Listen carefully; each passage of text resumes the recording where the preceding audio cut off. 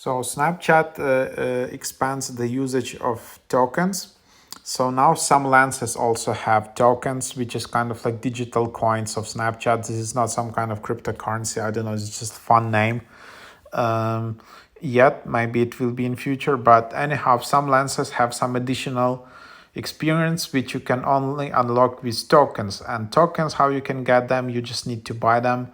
To use tokens and lenses, tap unlock, and then if you don't have enough tokens, you can always get them in the tokens shop in the Snapchat.